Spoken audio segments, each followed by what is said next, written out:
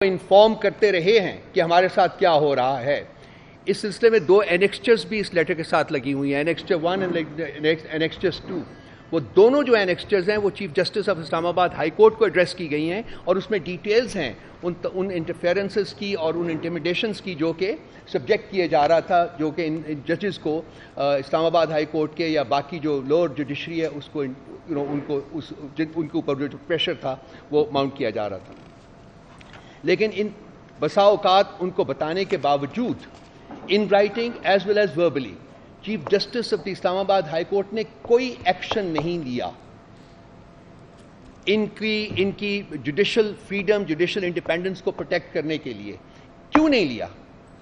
اس لیے نہیں لیا کہ وہ کمپلیسٹ تھا, وہ اس معاملے میں سب سے بڑا ٹاؤٹ ہے. اس کی سپرویژن میں عمران خان صاحب کے خلاف کیسز جو ہیں وہ جس طریقے سے پروسیس کیے گئے, جس طریقے سے ان کو پنشمنٹ کی جائے, اس میں یہ سب سے بڑا کردار چیف جسٹس اسلام آباد ہائی کورٹ والا ہے. ان کی سربراہی میں, ان کی سپرویژن میں یہ تمام گند ہوا ہے. تو کیسے وہ جوڈیشری کو انڈیپینڈنٹ کر سکتا تھا؟ سب سے پہلی انڈائٹمنٹ جو ہے وہ چیف جسٹس اسلام آباد ہائی کورٹ کی ہے, اور اس کے بعد انڈائریکٹلی جو ہے اس میں وہ چیف جسٹس آف پاکستان کو بھی ان کا بھی ذکر کیا گیا ہے. ان کے ساتھ میٹنگز کا بھی ذکر کیا گیا ہے اس لیٹر میں کہ ان کے ساتھ میٹنگز ہوئیں. ان کو ہم نے اپرائز کیا کہ اسلام آباد ہائی کورٹ لیول کے اوپر, ڈسٹرکٹ جوڈیشری کے لیول کے اوپر کیا پریشرز ہیں, کیا انٹیمیڈیشنز ہیں, کیا کوششنز ہیں. اس میں بڑی لیورڈ قسم کی ڈیٹیلز ہیں. لوگوں کے بیڈ رومز میں کیمرے نصب کیے گئے تھے, لوگوں کو فیملی کے ممبرز کو کڈنیپ کیا گیا, ٹارچر کیا گیا. وہ سب موجود ہے اس لیٹر میں. تو دوسرا جو بندوں کو جس کو سنگل آؤٹ کیا گیا ہے وہ ہے چیف جسٹس آف پاکستان. اور تیسرا جو ہے وہ جن کی حکومتیں تھیں, جن کے زمانے میں یہ ہوا تھا, اور اس میں سب سے میجر فگر جو ہے وہ اس وقت کے پرائم منسٹر ہیں شہباز شریف صاحب.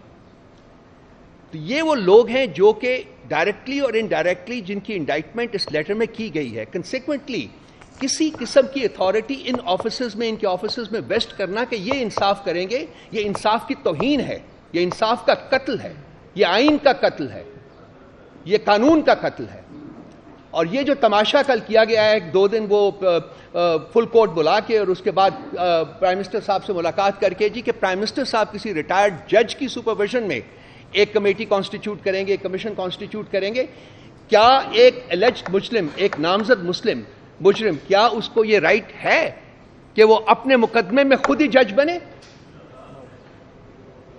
کیا وہ اپنے بارے میں, اپنی انڈائٹمنٹ کے بارے میں prime minister of Pakistan, so called prime minister of Pakistan, planted prime minister of Pakistan, اس وقت کیا وہ یہ خود ڈیسائیڈ کرے گا کہ میں مجرم ہوں یا نہیں ہوں؟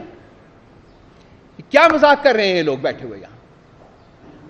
پی ٹی آئی نے سمرلی اس کو ریجیکٹ کیا ہے کل, اور ہم ہر وہ قدم اٹھائیں گے جس کی آئین اور قانون ہمیں اجازت دیتا ہے. ہم یہ مذاق نہیں ہونے دیں گے. ہم چاہتے ہیں کہ اس لیٹر کی میں جو ریکمنڈیشن ہے, جو کہ جوڈیشل کنونشن ہے, کیوں جوڈیشل کنونشن وہ کہہ رہے ہیں کہ کیا جائے, انہوں نے کہا یہ تو ہم صرف 6 لوگ ہیں, اس کے علاوہ ہنڈریڈز آف ادر ججز آپریٹ ان دس کنٹری. ہم چاہتے ہیں کہ وہ بھی اپنے ایکسپیرینسز جو ہیں وہ بیان کریں, وہ بھی ہمیں بتائیں کہ ان کے ساتھ کیا بیتی ہے, کیا بیت رہی ہے, کس طریقے سے ان کو پریشرائز کیا گیا ہے. یہ لیٹر جو ہے اس کو ہم انڈر دا رگ پش نہیں ہونے دیں گے. یہ پی ٹی آئی کی کنوکشن ہے اور یہ پی ٹی آئی کی ریزولو ہے کہ ہم ہر وہ سٹیپ لیں گے جو کہ جس کی آئین اور جس کی قانون ہمیں اس کی اجازت دیتا ہے.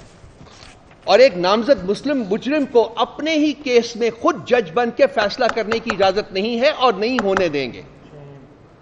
شیم آن دوز پیپل جنہوں نے یہ ریکمینڈ بھی کیا ہے کہ اس قسم کی کوئی کمیشن بنے under the command of the fake prime minister of this country.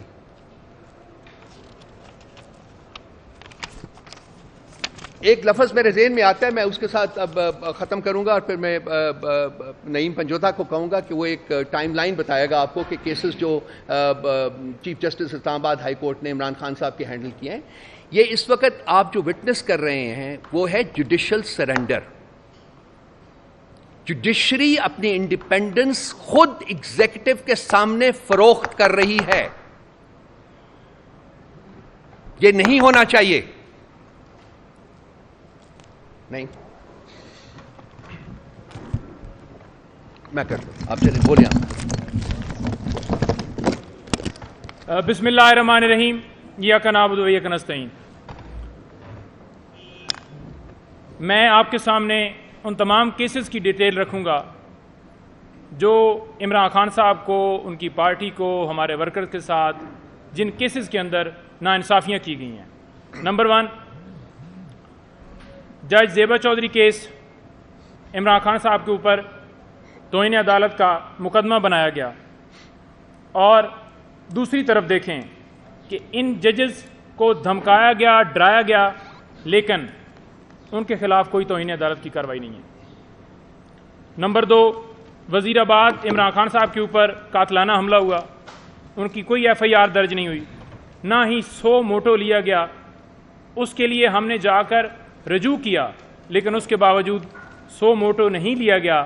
یہاں پر F9 پارک میں کوئی درخت کاٹے جائیں تو اس کے اوپر 100 موٹو لے لیا جاتا ہے۔ نمبر 3، توشہ خانہ کیس، بار بار جج ہمایوں دلاور کو ریمانڈ کیا گیا، حالانکہ اس جج کے اوپر عمران خان صاحب کی طرف سے عدم اعتماد کیا جا چکا تھا، اور وہ جج ہمایوں دلاور صاحب وہ بار بار اسی طرح کا فیصلہ دیتے تھے۔ سیم نوعیت کے فیصلے دینے کے باوجود ان کے پاس کیس سارے بھجوانا یہ آپ کے سامنے ہے۔ اس کے ساتھ ساتھ عمران خان صاحب کے وارنٹ گرفتاری جاری کیے گئے، 26 گھنٹے آپریشن ان کے گھر میں کیا گیا، اور چیف جسٹس صاحب 26 گھنٹے خاموش رہے۔ ہمایوں دلاور صاحب نے بھی جیسے حکم جاری کیا گیا، جیسے وارنٹ نکالے گئے، ان کے اوپر اسی طرح کا پریشر سیم جیسے چیف صاحب کے اوپر اور نیچے تمام عدالتوں کے اوپر، یہ سارا آپ کے سامنے پکچر رکھ رہے ہیں۔ اس کے علاوہ 28 مارچ جوڈیشل کمپلیکس عمران خان صاحب کی پیشی کے اوپر، خان صاحب کے اوپر، تمام ورکرز کے اوپر، خان صاحب کے اوپر حملہ ہوا، اور تمام ورکرز کے اوپر لاٹھی چارج کیا گیا، اور بجائے یہ کہ جنہوں نے حملہ کیا ان کے خلاف کارروائی ہوتی، الٹا عمران خان صاحب اور تمام پاکستان تحریک انصاف کے کارکنوں کے اوپر مقدمے بنا دیے گئے۔ اس پہ بھی خاموشی رکھی گئی۔ اس کے ساتھ ساتھ عمران خان صاحب کو سیکیورٹی دینے کے حوالے سے ہم نے درخواست دی کہ ان کے اوپر قاتلانہ حملہ ہو چکا ہے تو ان کو سیکیورٹی فراہم کی جائے، لیکن آج تک اس درخواست کے اوپر کوئی فیصلہ نہیں ہوا۔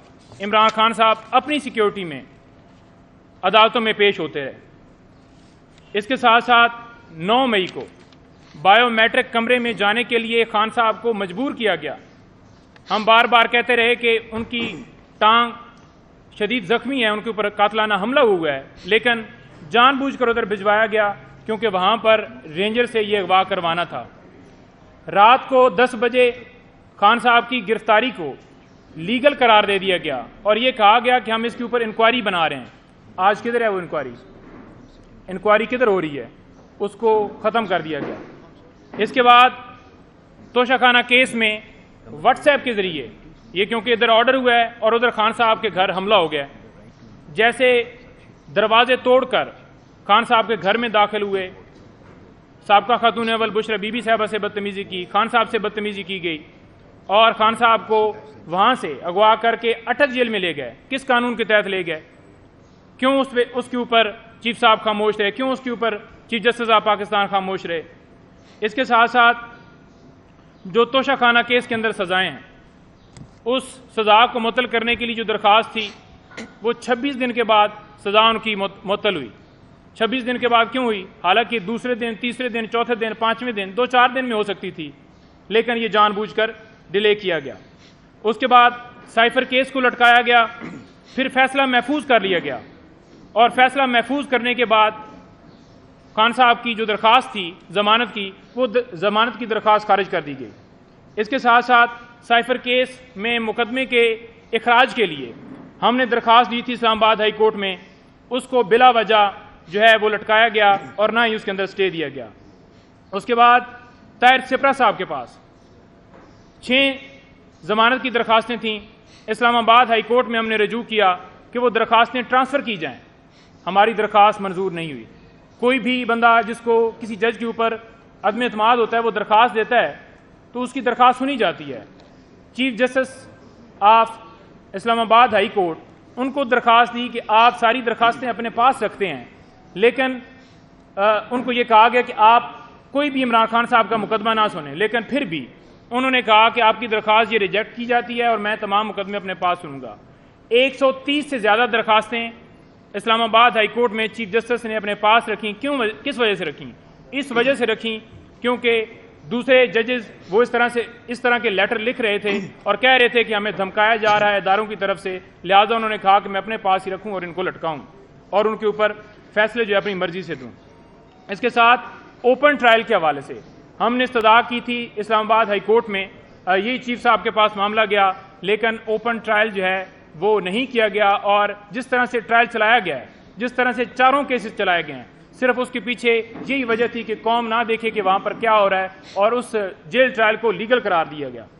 اس کے بعد القادر اور توشہ خانہ نیب کیسز میں پہلے اس کے اندر جو ہے وہ لیٹ سنوائی کی گئی، اور جب نیب نے غلطی تسلیم کر لی کہ انہوں نے آ کر کورٹ کے اندر غلط بیانی کی ہے، اس کے باوجود نیب کی غلطی کے باوجود ہماری درخواست جو ہے جس میں ہم نے یہ کہا تھا کہ عمران خان صاحب کی جو درخواست ہے وہ قبول کی جائے، جو ریجیکٹ کی گئی تھی اس کو بحال کیا جائے، وہ ہماری درخواست خارج کر دی گئی۔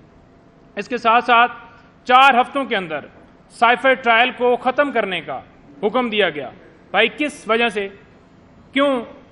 کسی نے آپ سے کوئی درخواست کی تھی کہ آپ 4 ہفتوں کے اندر کوئی ڈائریکشن کے لیے کوئی درخواست لے کر آیا تھا؟ نہیں، 4 ہفتوں کے اندر ڈائریکشن دی گئی تاکہ الیکشن سے پہلے خان صاحب کو مختلف مقدمات میں ان کو سزائیں دی جائیں اور لوگوں کے اندر مایوسی پیدا کی جائے کہ آپ کا لیڈر تو جیل میں ہی رہے گا، نہیں نکلے گا۔ اچھا، اس کے ساتھ ساتھ لیول پلینگ فیلڈ کی جو درخواست تھی سپریم کورٹ میں اب قاضی فائز صاحب کے اوپر آ رہا ہوں، وہ ہماری درخواست کے اوپر آج تک کیا ہوا؟ پاکستان تحریک انصاف کو لیول پلینگ فیلڈ نہیں دی گئی۔ اس کے ساتھ ساتھ جو نواز شریف ہیں ان کو کس نے اہل قرار دیا؟ سپریم کورٹ کے چیف جسٹس صاحب نے۔